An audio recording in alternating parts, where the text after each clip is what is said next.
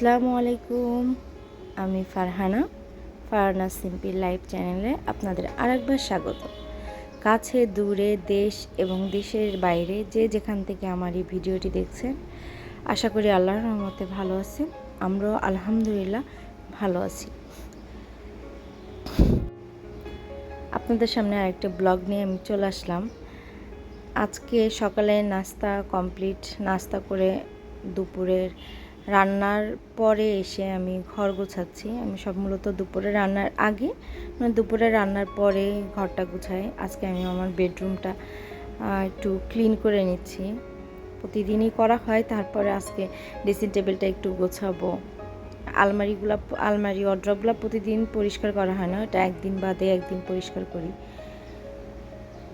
আর simple life, simple মানুষ, মধ্যবিত্ত পরিবার, তো যেটুকু যেভাবে সম্ভব আমি ওইভাবে আমার বেডরুমটা আমি গুছাই নিই। এখানে এক্সট্রা কিছুই নাই বা ভিডিও করার জন্যে বাড়তি কোনো কিছুই আয়োজন করা হয়নি। যেখানে যেভাবে সবসময় থাকে জাস্ট ওইভাবে আমি ভিডিও করছি। মানে আমার কাজগুলোরে আপনারা ভিডিও করে দেখায়। ভিডিও করার জন্য এক্সট্রাভাবে আমি কিছু কোনো সময় করি না। তো আমি আমার বিছানা চাদরটা চেঞ্জ করতে করতে এই বিছানা চাদরের একটা কাভার খুঁজে পাচ্ছিলাম না। তো আরেকটা বাটিকের যে চাদর ছিল তার কাভার ছিল, এই কাভারটা আমি এটাই দিছি।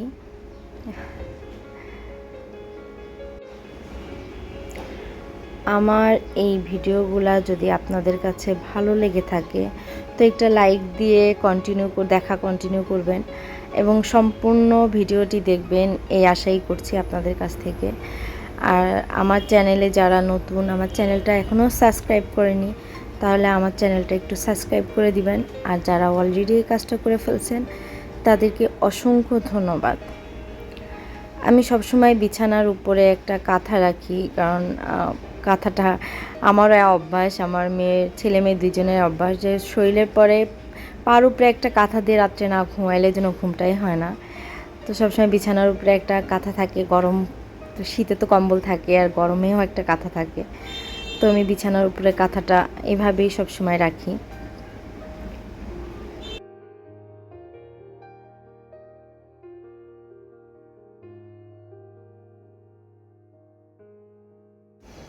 এই যে নকশি কাঁথাটা দেখছেন, এটা আমার আম্মু আমারে করে দিছিল, না আমার ছেলেকে দিছিল।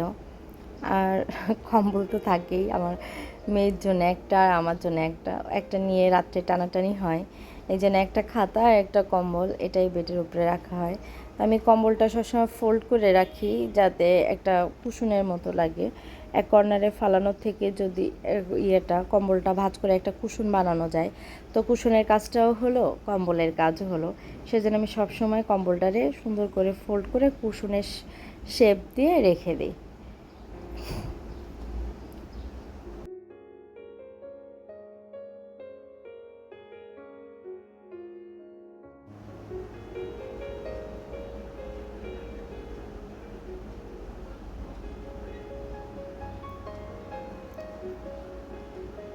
এই তো আমার খাট গোছানো কমপ্লিট। এরপরে আমি খাটের যে মাথাটা আছে, কাজটা ডিজাইনটা ওটা পরিষ্কার করবো। এটা সবসময় একটা শুকনা দানা দিয়ে পরিষ্কার করা উচিত। ভিজা দানা দিলে রঙটা নষ্ট হয়ে যায়, আমি আগে বুঝতাম না। তো ভিজা দানা দিয়ে মুছতে মুছতে গ্লেজটা নষ্ট হয়ে গেছিলো। তো অনলাইন থেকে যে রেডি ভার্নিশগুলো পাওয়া যায় ওটা কিনে আমি নিজেই এটার আবার ভার্নিশ করছিলাম, যেন একটু চকচক করতেছে। খাটটা খুব কম প্রাইজের একটা খাট। এটা যখন আনছে আমি দামটা শুনে অবাক হয়ে গেছিলাম যে এত কমেও কিছু পাওয়া যায়। তো যত্ন নিলে যে কোনো জিনিসই সুন্দর থাকে, সেটা কম দামের হোক আর দামি হোক। এই অড্রপটা আমার মেয়ের প্লাস্টিকের অড্রপ। এটার মধ্যে আমার মেয়ের কাপড় চোপড় থাকে। আর কুলারটা এসি কেনার পরে আর তো লাগেই না, ওটা ওইভাবেই ফালানো আছে। আর এই আলমারিটা হচ্ছে আমার খুব শখের একটা জিনিস। সংসার জীবনের অনেক বছর পরে এসে আলহামদুলিল্লাহ আল্লাহ আমার এই শখটা পূরণ করছে। অনেক বছরই হয়েছে, কিন্তু আমার সংসার লাইফ করার সঙ্গে সঙ্গে না, বেশ কিছু বছর পরে। আলমারিটার বয়স প্রায় 5 বছর হয়েছে। তো অনেক মানে খুব ইচ্ছা এই আলমারিটা ব্যবহার করা। আমার অনেকে স্টিল আলমারি কেনার কথা বলছে, কিন্তু আমি সবসময় বলতাম না আমি এইটাই কিনবো, এই জন্য আমার আলমারিটা কিনতে একটু দেরি হয়ে গেছে। তো যাক, শুকর আলহামদুলিল্লাহ, আল্লাহর অশেষ রহমতে আমার আশাটা পূরণ হয়েছে। ড্রেসিং টেবিলের পাশে এই কর্নারে, আমার বাসা অনেক ছোট, এখানে মানে জিনিস ওইভাবে গোছায় রাখা যায় না। ডাইনিং রুমে তো ডাইনিং টেবিলটা এমনভাবে রাখা আছে যে ওখানে বসে খাওয়াই যায় না দুইজনের বেশি। তো ডিপ ফ্রিজটা আমার বেডরুমে রাখা হয়েছে। আর দেখেন মেয়ের কাজ, সমস্ত জিনিস উল্টাপাল্টা করে রেখে গেছে ওই স্কুলে যাওয়ার আগে। তো এইগুলো গুছাই নিচ্ছি। ড্রেসিং টেবিলটা ক্লিন করব, তো একটু পর পরই ও ড্রেসিং টেবিলের ভিতরে এটা বের করে সেটা বের করে, একদম উলট পালট হয়ে থাকে ড্রেসিং টেবিলের ভিতরে। তো ড্রেসিং টেবিলের জিনিসগুলা ওটা একদিন দুই দিন পর পরই আমার গুছাইতে হয়, তাহলে পুরো নষ্ট করে ফেলে। ও একটু সাজুগুজু করতে পছন্দ করে, কিন্তু সেটা কারোর সামনে না, ও নিজেই সাজে, আবার নিজে একটু পরে সেটা ক্লিন করে ফেলে। ড্রেসিং টেবিলের উপরের তাকে আমার সমস্ত যে হ্যান্ড পার্টসগুলো আছে আমি ওইগুলো রাখছি।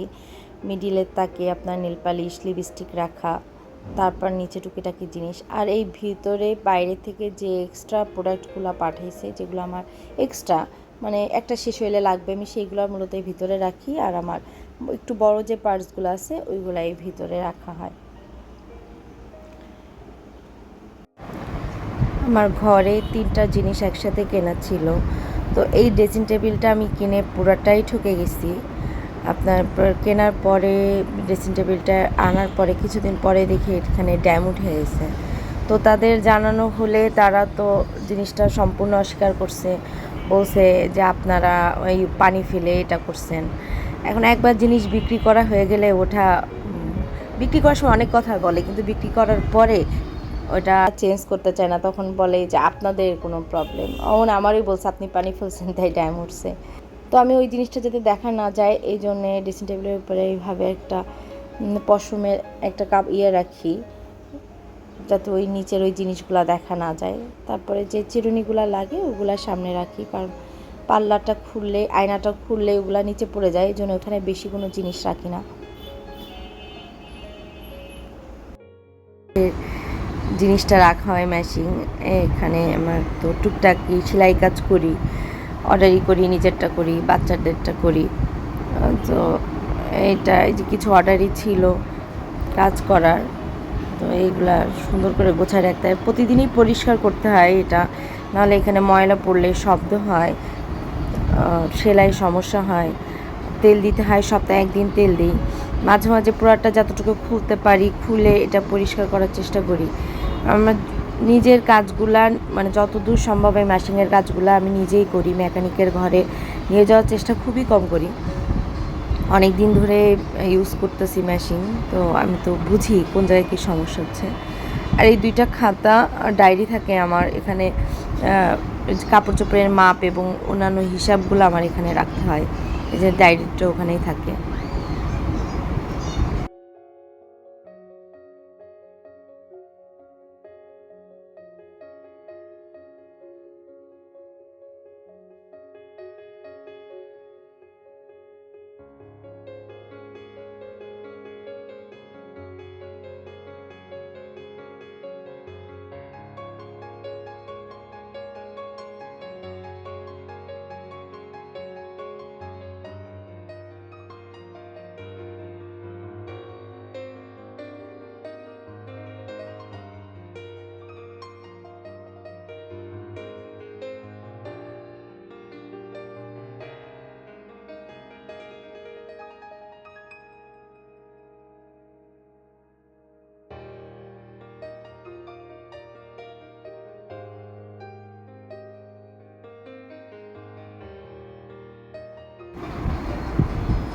কালকে কিছু কাপড় ছিল ওয়াশিং মেশিনে রাখছিলাম, আজকে বিছনা চাদরটা ওয়াশ করে নেব, নাহলে কালকে আবার অনেক কাপড় হয়ে যাবে।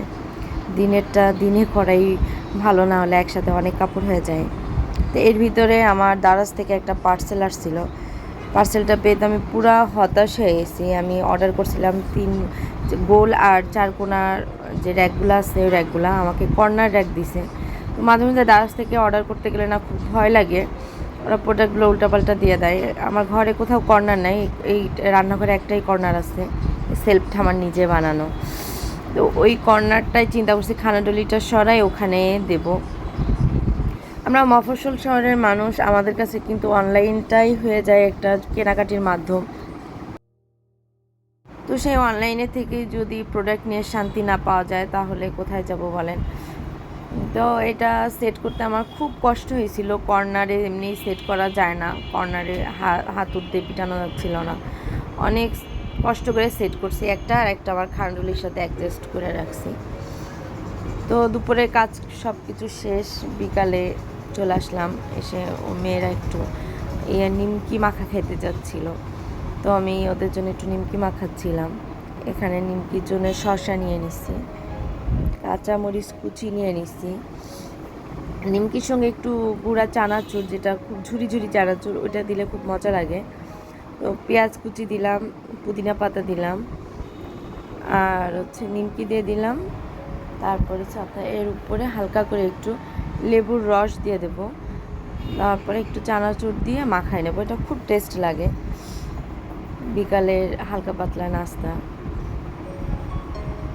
আর একটু চা, সুন্দর করে এইভাবে মাখাই নিয়ে তারপর আমি ওদের দিছি, ওরা খাইছে। তো আজকে আপনাদের কাছে বিদায় নিলাম নিমকি আর চা খেতে খেতে। তো নেক্সট টাইম দেখা হবে আবার ইনশাল্লাহ। সবাই ভালো থাকবেন, সুস্থ থাকবেন। আল্লাহ হাফেজ।